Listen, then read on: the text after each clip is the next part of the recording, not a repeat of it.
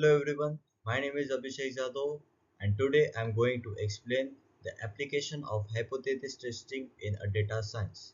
This is the most important concept used in making decisions using a data. So basically what is a data science? So data science means working with a data with extract meaningful insight and knowledge. So basically जो data आहे तो आपण working आणि analyse आणि हा आपल्याला help करतो decision making. आता हा डेटा आपण कंपनीज ॲप्स हेल्थकेअर यूज करतात त्याचं बिहेवियर युजरचं बिहेवियर वगैरे चेक करण्यासाठी.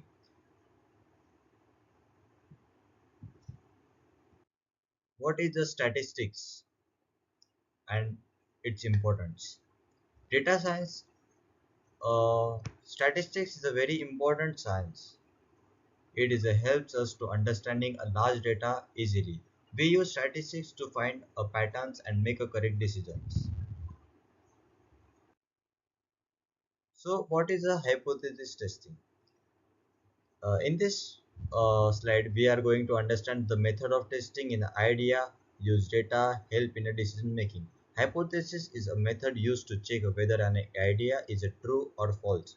So basically hypothesis काय करतं की जे आयडिया जो आपण मेथड जी दिलेली ती आयडिया ट्रू आहे की फॉल्स हे चेक करतं. We do not guess. ह्या ह्याच्यामध्ये आपण गेस करत नाही. आपण जो डेटा दिलेला असतो टेस्टसाठी त्या आयडिया तो डेटावरतून की गेस करते हे ट्रू आहे की फॉल्स आहे. आणि हे हायपोथेसिस टेस्टिंग आपल्याला खूप इम्पॉर्टंट होतं डिसिजन मेकिंग साठी. So types of hypothesis. आता हायपोथेसिसचे main there are two main types of hypothesis. First null hypothesis means no change and the alternate hypothesis means there is a change. There are two main. The first one is a null hypothesis which means nothing has been changed. null hypothesis में null hypothesis मध्ये काहीच change होत नसतो. आणि second जे आहे alternative hypothesis मध्ये ते सजेस्ट करतं त्याच्यामध्ये काही चेंजेस किंवा दुसरे काही इफेक्ट्स आहे का ते चेंजेस करतं. सो आता याचं आपण रिअल टाइम एक्झाम्पल जर बघायला गेलं, suppose a company added a new feature in their app. They want to check user are spending more time after that update. जसं तुम्ही बघू शकतात की इंस्टाग्राम वरती रील्स आपण ज्या बघतो ते एक न्यू फीचर ऍड करतात त्याच्यावरतून इंस्टाग्राम जे आहे ते डेटा हे करतं की खरंच युजर त्याचा यूज करतो की नाही. आणि याचा हे आपण रिअल लाईफ मध्ये खूप जास्त यूज करू शकतो. लाईक हेल्थ ॲप असेल किंवा कोणतं काउन्सिलरचं एखादं ॲप असेल तर त्याच्यावरती खूप इम्पॉर्टंट आहे. सो आता आपण याच्या बघू की स्टेप्स काय आहे. Steps of hypothesis testing. So there are a four main steps follow. The first one, create hypothesis. So basically define your null and alternate hypothesis clearly. So first स्टेपला आपण आपल्या हायपोथेसिस एक क्लिअर करायचं. Then second number step collect data with through a survey and experiment and observation. जो आपण data असतो तो पूर्ण हे सिलेक्ट करायचा आणि कलेक्ट करून घ्यायचा. The next step is we apply a statistics. Select a appreciate statistics like Chia square, ANOVA, etc. And the last step is we apply the statistics test and after that we analyze the result and make decision. याच्यानंतर आपण पूर्ण जो data आपण जो check केला त्याच्यावरती एक result आणि काय डिसिजन येतं त्याच्यावर हे करायचं. So example data. For example, before a new feature, users spend 5 minutes on average. After a feature, they spend 7 minutes. Means तुम्ही जसं बघू शकतात की इंस्टाग्राम वरती रील्स एक ऑप्शन आहे. आता basically most of the time student जे असतात ते रील्स जे असतात स्क्रोल करत राहतात. आणि हा एक तुम्ही बघू शकतात की आपण जसे स्क्रीन रोल करतो कधी 2-3 तास चालला तर आपल्याला लक्षात येत नाही. सो बेसिकली हा एक फीचर जो आहे की जो जे कंपनीचे असतात ते चेक करतात की खरं युजर आपल्या यूज करतोय का, तेवढं त्यांचं टाइम स्पेंड होतोय का त्यांच्या ऍप्लिकेशन वरती. सो बेसिकली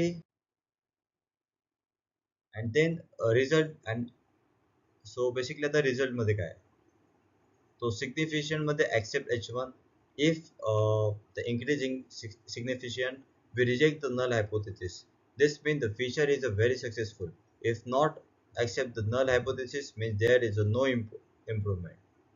सो बेसिकली याचा अर्थ असा होतो की जसं सिग्निफिकेशन वाढतो आपण नल हायपोथेसिसला रिजेक्ट करतो कारण की त्याच्यावर युजर खूप जास्त टाइम स्पेंड करतो त्याच्यातने काही बदल होत नाहीये आणि जर ते फीचर सक्सेसफुली रन झालं जर युजर कडून चेंज होत गेलाय त्याच्यामध्ये सो मीन्स हे इम्प्रुव्हमेंट झालेली आपण याला नल हायपोथेसिस म्हणू शकत नाही सो बेसिकली आता याचे ऍप्लिकेशन्स काय काय आहे application in a data science आता याचा डेटा सायन्स मध्ये आपण कसं ऍप्लिकेशन यूज करू शकतो for example business decisions health research for marketing social media industrial application there are so many so basically in business मध्ये आपण त्याचा एक असं यूज करू शकतो की ते आपल्या प्रोडक्टची इम्प्रुव्हमेंट वाढवण्यामध्ये हेल्प करू शकतं हेल्थ केअर मध्ये जे टेस्टिंग मेडिसिन्स वगैरे जे असतात त्याच्यात जे कोणी ड्रग इफेक्टिव्ह आहे किंवा पेशंट आउटकम आणि किती एव्हिडन्स बेस्ड मेडिकल डिसिजन जे होत आहेत त्याच्यावर ते हेल्प देऊ शकतो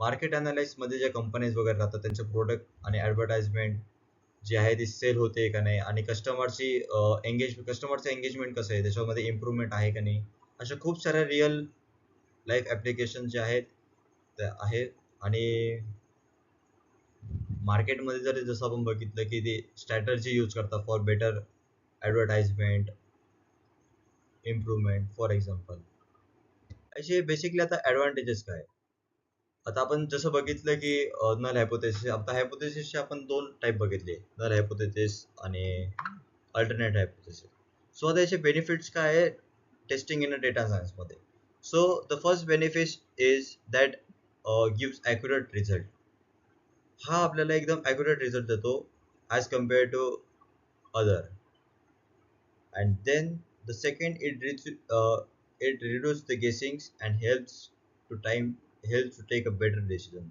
आता नॉर्मली जे लोक जे राहतात जर समजा हे हायपोथेसिस आपण यूज नसतो करत तर बेसिकली लोक जे असतात ते गेस करतात की हा चला चला आपण 15% वाढ झाली 20% वाढ झाली किंवा 50% आपला प्रॉफिट झाला बट ते एक गेस झालं but by using hypothesis we are guess the correct percentage of increasing your profit etcetera आणि हा आपला एक रिस्क पण कमी करू शकतो बिझनेसमध्ये बेसिकली जे बिझनेस जे राहतात ते त्यांच्या जे युजर राहतात त्यांचा फीडबॅक जास्त वाढवतात फॉर एक्झाम्पल लाईक कोणती हॉटेल असेल जर त्याला चांगला रिस्पॉन्स भेटला तर मग तो त्याचे अजून ब्रांचेस टाकतो आजूबाजूला वगैरे तसंच आणि जर त्याला रिस्पॉन्स जर चांगला भेटला नाही तर ते आपलं हॉटेल चालणार नाही सो हा एक बेसिकली ऍडव्हान्टेजेस आहे की हा आपला रिस्क कमी करतो बिझनेस आयडिया वगैरे याच्यामध्ये किंवा आपल्या in a company also and the conclusion is हा हायपोथेसिस जो आहे तो एक इम्पॉर्टंट टूल आहे हा रिअल लाईफ मध्ये पण आपण यूज करू शकतो help in a data science hypothesis is a very important tool in a data science it helps to test the idea using a data and make a decision it is a widely used in a real life application like industrial social media for business etc etc so आपण या पूर्ण presentation मध्ये बघितलं की hypothesis testing काय असते त्याचे types बघितले त्याचे ऍडव्हान्टेजेस बघितले त्याचा यूज कुठे कुठे होतो त्याचा रिअल लाईफ ऍप्लिकेशन काय आणि हा खरं खूप इम्पॉर्टंट कन्सेप्ट आहे as compare to other testing methods आणि ऍडव्हान्टेजेस जसं बघितले आपण की हा एक ॲक्युरेट गेस करतं reduce time etc so thank you so much